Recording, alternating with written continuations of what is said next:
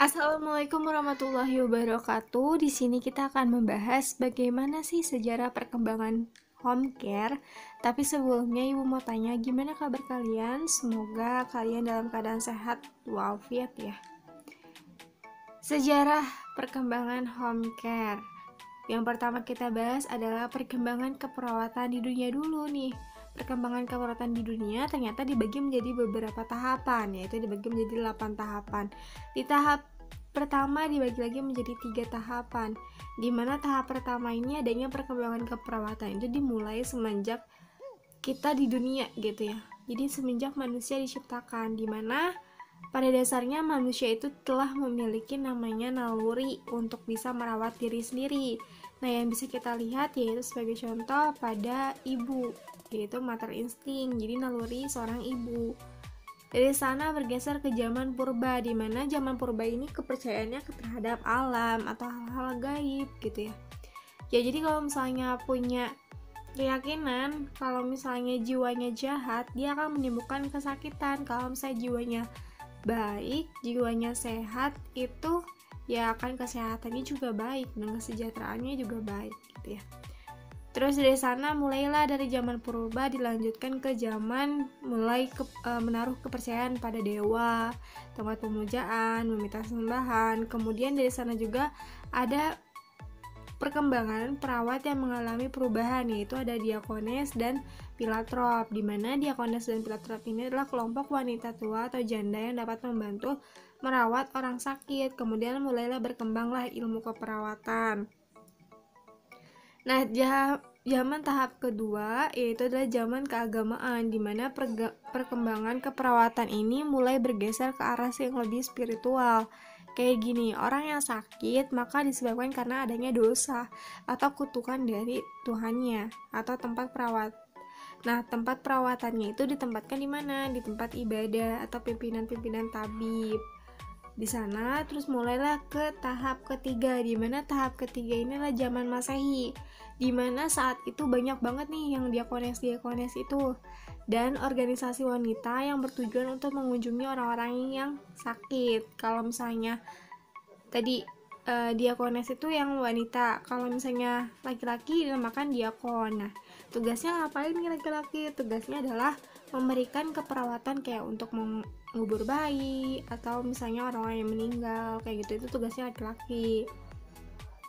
Dari sana mulailah berdirilah rumah sakit nih, namanya Rumah Sakit Roma Monastic Hospital, di mana tujuannya untuk merawat orang-orang sakit, orang cacat, orang miskin, janda, dan yatim piatu.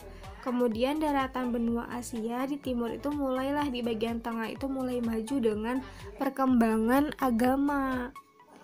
Setelah zaman yang tahapan ketiga berpindah ke keempat, yaitu zaman permulaan abad nih, pada tahun 21, di mana abad perkembangan keperawatan ini berubah, tidak lagi dikaitkan dengan faktor agama, tetapi berubah ke faktor kekuasaan. Karena apa? Karena pada masa itu adalah masa perang, terjadi eksplorasi alam, sehingga pesatnya nih perkembangan pengetahuan di zaman sana.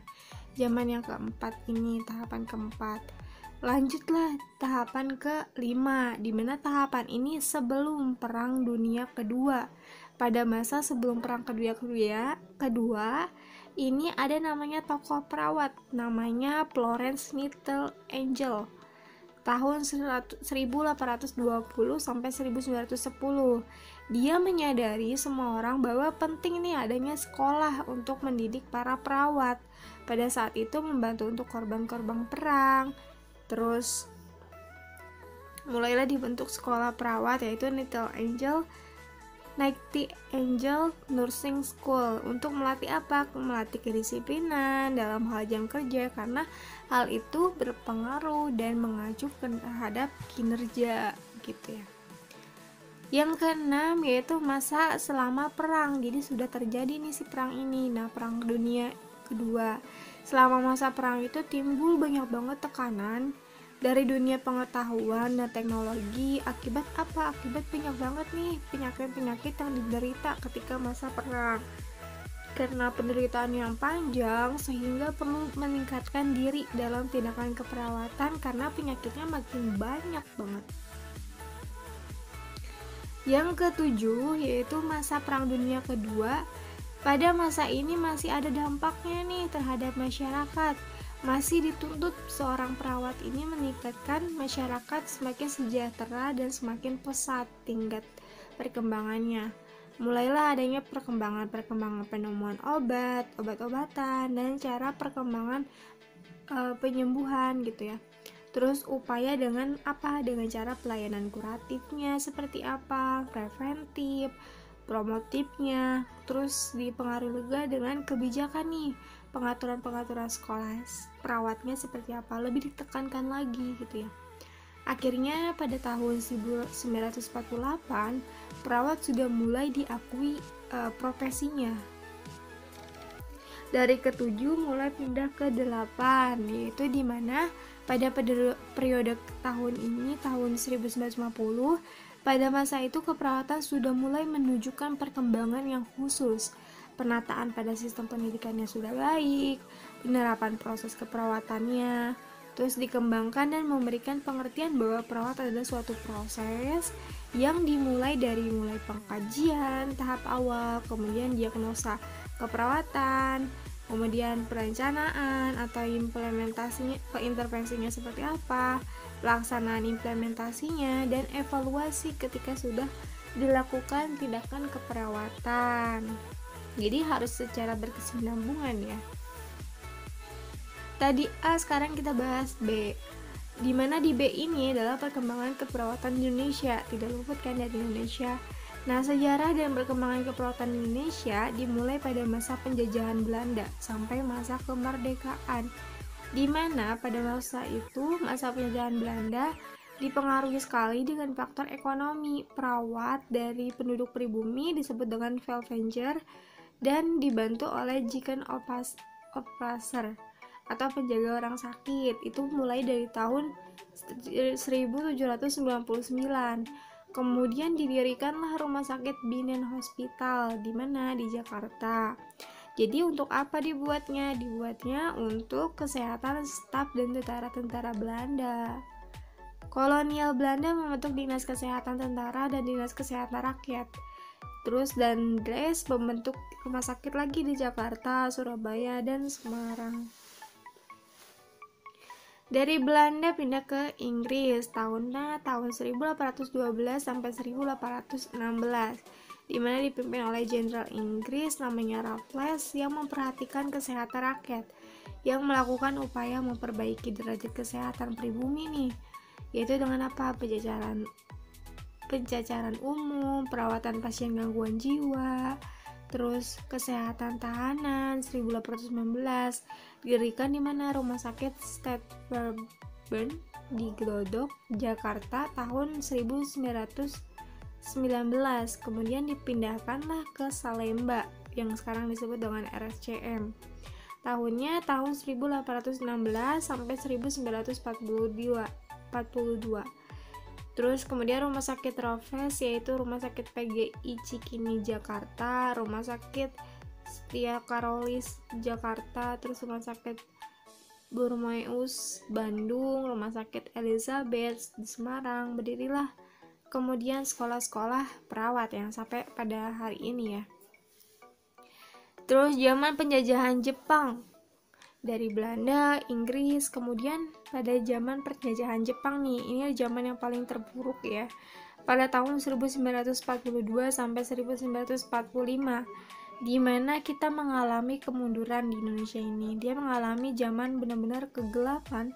Tugas seorang perawat ya dilakukan oleh tenaga yang tidak terdidik. Terus pimpinan Jepang itu terjadi kekurangan obat dan timbullah suatu wabah gitu. Dari sana pindahlah ke zaman kemerdekaan tahun 1949, kemudian dibentuknya Pembangunan Kesehatan dan Balai Pengobatan. Tahun 1950 dia didirikanlah sekolah perawat setingkat kayak SMP, perawat profesional. 1962 Akper Jakarta nih terbentuk. Terus mulailah bermunculan tahun 1985 fakultas-fakultas. Yang pertama didirikan adalah Psik Momentum Kebangkitan Keperawatan di Indonesia tahun 1995. Di Psik FKUI berubah jadi Wik UI, Fakultas UI ya, baru Undip, UGM, Unhas, dan masih banyak lagi sampai saat ini. Makin banyak orang tahu bagaimana perawat itu sebenarnya. Dari sana kita mulai ke yang bagian C, yaitu sejarah perkembangan perawat restoratif. Nah, apa sih perawat restoratif itu? Jadi gini, sejak dibukanya keperawatan rehabilitasi pertama pada tahun 1983, pelayanan ini awalnya diperlukan untuk pemuda atau yang mengalami korban perlukaan, kecelakaan, atau mengalami kecacatan seperti polio. Tapi dengan tingkat kemajuan dalam pengontrolan penyakit infeksi, meluaslah ekspansi perawat retrospektif akan terus berlangsung dan meningkat pesat. Yang pertama adalah kebutuhan terhadap perawatan restoratif secara langsung sebanding dengan yang umur panjang. Semakin lama seorang hidup, maka semakin besar nih kita mengalami masalah kesehatan, maka lebih baik untuk pencegahan sehingga mengakibatkan masalah fungsi dan memerlukan perawatan restoratif, jadi perawatan yang berkepanjangan gitu ya, untuk memaksimalkan kapasitas fungsi yang masih tersisa. Nah, perawatan ini meminimalkan ketidaknormalan, jadi sehingga meningkatkan morbiditas meskipun meningkatnya perawat restoratif. Yang kedua, sebelum Perang Dunia Kedua berakhir, perawat restoratif menjadi salah satu bagian dari sistem pelayanan kesehatan, karena pada saat ini adalah masa-masa pemulihan gitu ya, dan dipandang sebagai pelayanan media khusus dan dokter yang dapat memberikan restoratif. Terus yang ketiga, pada awalnya peran serta perawat dalam tim perawatan restoratif masih sangat terbatas, karena sejak tahun 1965 peran perawat menjadi semakin penting sehingga ada terbitan buku yaitu Guidelines for the Practice of Nursing on the Rehabilitative Team and Answer to a Growing Need menjadi standar nih bagi perawat dalam tim restoratif. Jadi memang sangat penting ya. Terus yang keempat adalah peristiwa yang paling penting dalam perkembangan perawat restoratif di Amerika Serikat adalah diterbitkanlah buku The Rehabilitative Action atau Undang-Undang Rehabilitasi pada tahun 1973, yaitu untuk apa? Untuk meningkatkan kesadaran tentang kebutuhan perawatan dan memperluasnya. Tujuannya apa? Tujuannya untuk mengembalikan nih pasien ke masyarakat dan meningkatkan kontrol dan partisipasi terhadap perawatan. Di Amerika, with Disability Act tahun 1990 telah terjadi perubahan penting prevalensi perawat dan semakin tersedianya modifikasi struktural seperti jalan lintasan khusus gitu. Jadi kayak misalnya lebih diperhatikan nih untuk orang-orang yang berkebutuhan khusus, seperti diberikan nih jalan khusus untuk yang kursi roda, tempat duduk khusus, terus yang untuk disabilitas juga, penyandang disabilitas juga diperhatikan. Itu sudah sejak lama gitu ya. Terus nomor 5, Undang-Undang Rehabilitasi tahun 1973. Maka nih peran seorang perawat dalam perawatan ini semakin meluas. Dalam hal ini perawat berperan sebagai pengelola perawatan restoratif, sebagai perawat atau advokat gitu. Wah, lanjut nih, yang paling utama adalah sejarah perkembangan home care, di mana di sejarah ini banyak banget tahapannya sampai saat ini ya. Yang pertama adalah sebelum abad ke-19 tidak ada lembaga sosial seperti panti jompo, terus bagian-bagian yang besar di masyarakat, pedesaan akan merawat orang-orang yang tinggal di rumah. Jadi kalau orang-orang tua pasti tinggalnya di rumah dan dirawat sendiri sama keluarganya sampai ajal menjemput. Tetapi semakin kesini keluarga perkotaan sering tidak mampu nih merawat orang-orang yang dicintainya. Karena apa? Kurangnya ruang atau keluarga termasuk anak yang memang dia bekerja full, jadi bekerja setiap harinya gitu, bahkan sampai 12 jam, sehingga keluarganya atau orang tuanya tidak bisa nih mengurus, jadi si anaknya itu tidak bisa mengurus orang tuanya. Kemudian pada awal abad ke-19 ada namanya tren konsep perawatan mulai dibalik, dengan tadinya ada konsep perlembagaan, kemudian dibalik menjadi pasien tetap di rumah dan perawat yang akan bisa mendatangi rumah si pasien. Untuk apa? Untuk melakukan tindakan keperawatan. Tugas utamanya untuk membantu ibu baru dan mengobati orang-orang dengan penyakit yang menular. Tercatat pada 1400 ada sekitar 1413 sampai 1909 perawat yang bekerja atas nama 566 asosiasi nih, 566 asosiasi yang bisa untuk merawat home care atau melakukan home care ke rumah-rumah gitu. Terus pada tahun 1930 perubahan pola penyakit di mana penyakit menular sudah diganti dengan namanya penyakit kronis atau misalnya penyakit degeneratif nih sebagai penyakit utama dari kematian. Pada masa pertengahan abad ke-20, home care sudah menjadi termarginalkan gitu ya. Pada tahun 1950 ketika biasanya rumah sakit meningkat, kampanye organisasi membawa konsep namanya home care kembali ke permukaan. Jadi tahun yang abad ke-20 itu ya biasa aja gitu. Terus kemudian berpindah pada tahun 1950 mulai ada lagi nih peningkatan. Nah, peningkatannya adanya dari rumah sakit. Terus kemudian pada tahun 1965 Undang-Undang Medicare diberlakukan untuk memberi manfaat perawatan di rumah. Ditambah Medicaid, bantuan program kesehatan negara untuk orang-orang miskin yang termasuk ketentuan perawatan di rumah. Pada tahun 1982, National Home Care Association memberikan perawatan yang berkualitas tinggi untuk pasien di rumah sakit atau rumah untuk bertindak sebagai industri. Kita tanda tanya di sini. Yang pertama, siapa sih yang dapat menerima perawatan home care gitu kan? Dimana di perawatan home care ini dapat diberikan kepada siapapun yang memiliki penyakit terminal, yang mempunyai keinginan untuk meninggal di rumah. Untuk orang dewasa yang cacat, orang yang dengan sakit kronis, bayi, atau misalnya orang tua, orang dewasa yang membutuhkan bantuan lebih nih. Karena apa? Karena dinonaktifkan terlebih dahulu, atau misalnya semasa dia habis operasi, masa-masa dia pemulihan gitu, maka dia bisa dilakukan home care. Nah, home care ini melibatkan pemberian apa? Pemberian obat, pengolahan nyeri, membantu melakukan aktivitas sehari-hari. Untuk apa? Untuk melakukan terapi pengobatan. Tujuannya untuk memungkinkan si pasien agar bisa hidup mandiri atau mampu melakukan aktivitas mandiri di lingkungan yang rumah yang aman. Jadi di dalam lingkungan yang rumah kita berikan fasilitas kesehatannya, kita bantu untuk memandirikan nih si pasien tersebut biar ketika misalnya ke masyarakat dia bisa melakukan hal-hal atau tindakan sendiri gitu ya. Jadi jangan dimanja, tapi diberikan edukasi, diberikan pengertian. Jadi butuhlah bantuan dari keluarganya juga gitu. Siapa pemberi layanan home care?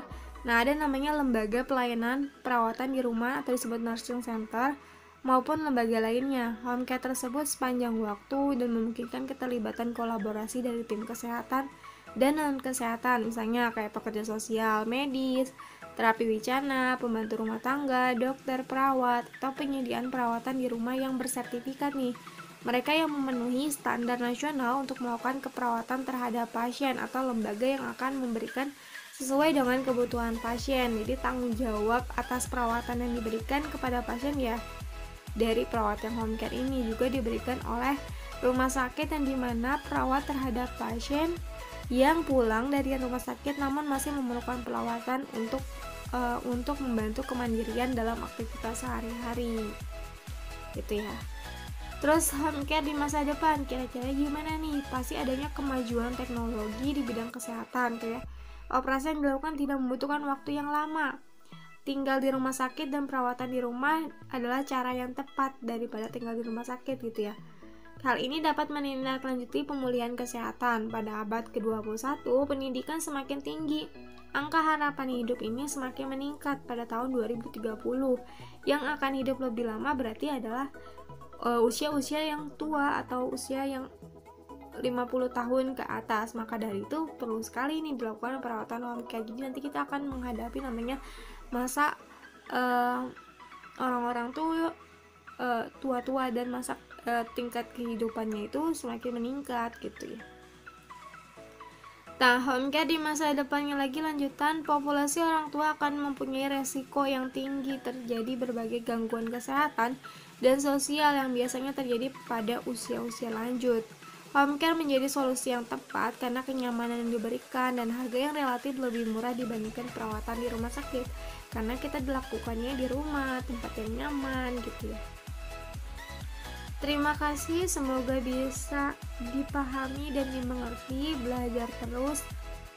Dan apabila ada pertanyaan, boleh cantumkan di bawah dan jangan lupa di absen. Semoga dalam keadaan sehat selalu. Wassalamualaikum warahmatullahi wabarakatuh.